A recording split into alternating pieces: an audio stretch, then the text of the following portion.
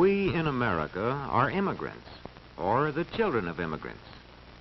We are one people, but a people welded from many nations and races. People who came to America during a vast migration from Europe to other parts of the world.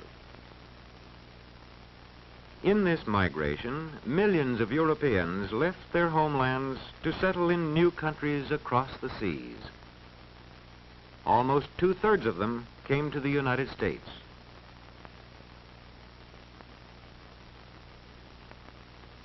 When we became a nation, our population numbered just under 4 million. Each symbol here represents 500,000 people. Most of our people were of British origin, but there were also Dutch and many Germans, as well as French, Spanish, a great many Negroes, and others.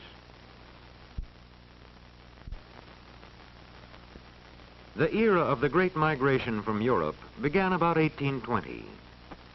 During the following 70 years, immigrants came from Western and Northern Europe in growing numbers.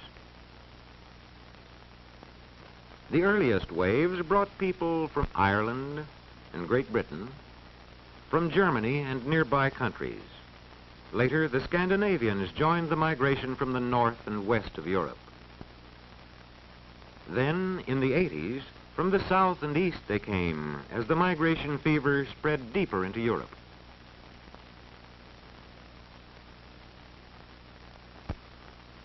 During this period, too, came immigrants from the Orient. The century following 1820 saw Asiatic migration as Chinese and Japanese crossed the Pacific in considerable numbers. They from the Orient settled chiefly in our far west. The flow of immigration reached its peak between 1891 and 1920. During these years, a tremendous movement set in from the countries of Southern and Eastern Europe. Many still came from the north and west, but many more came from Austria-Hungary, Poland, Russia, Italy, and the Balkan Peninsula. But what of the people behind these symbols? What were their motives and hopes? Let us turn back to a steamship agent's office in a European port a half-century ago. Most of those seeking passage to America are farmers and peasants, like this family from Eastern Europe. Behind them lie years of labor on land that could never be theirs. A man grows discontented when his own labors and the labors of his family go mainly to enrich a landlord. For peasants like these, there is hope of a better life in America across the sea. And there are those who have known at firsthand the political oppression of autocratic governments.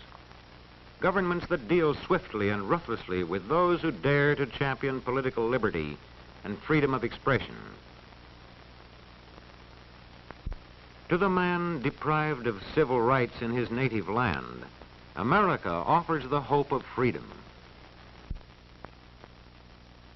And then there are families like this, who have suffered a religious persecution that could drive them from their homes and scorn their right to worship in their own manner.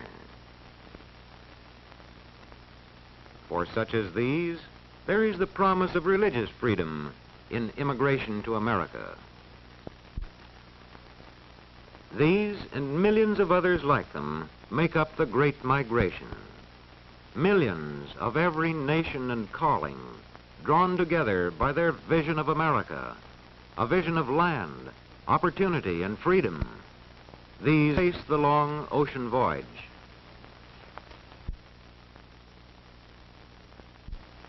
Then, immigration gateways like Ellis Island and examination immigration officials.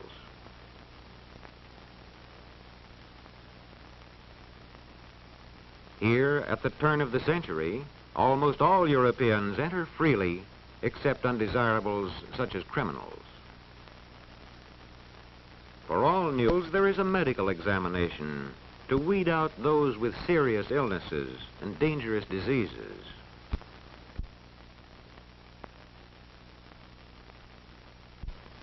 Many are rejected.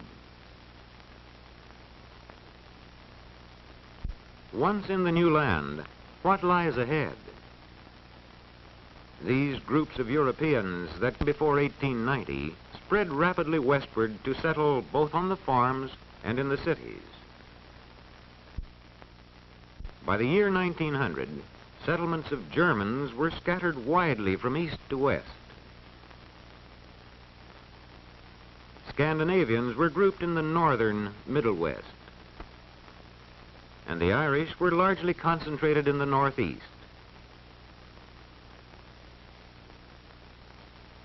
Today, the sons of these immigrants still cultivate the soil that their fathers made their own.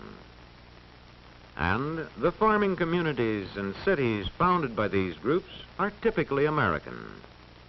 Here, there is little trace of the old world, though we find these communities still peopled by the children of these immigrants. Most of the immigrants that came after 1890 went into the factories and found their homes in the tenements of America's growing cities. The crowded slums became America's melting pot. Sprawling communities of transplanted peoples, living side by side, but still diverse in languages and customs, as diverse as these shop signs that mark the immigrant neighborhoods. These communities posed an urgent question to America. Could these people of many nations become a part of the American way of life? In meeting this problem, many agencies played a part. The churches that preserved traditional ties in the midst of new surroundings. The newspapers that spoke to the immigrants in languages they knew.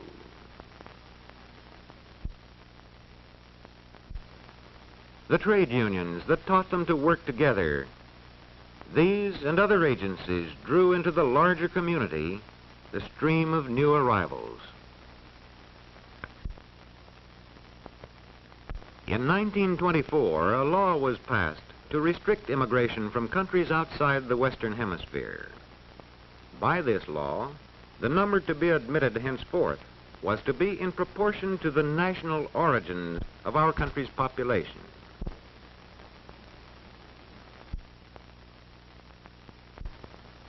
This gave to Northern and Western Europe more than 80% of the total, while Southern and Eastern Europe received less than 20%. After 1924, immigration from Europe dwindled and virtually stopped during the Depression of the 1930s. But immigration from our American neighbors went on. A century of immigration has brought in many people from Canada, and more recently, there has been a lively migration from Mexico, as well as from the Caribbean area.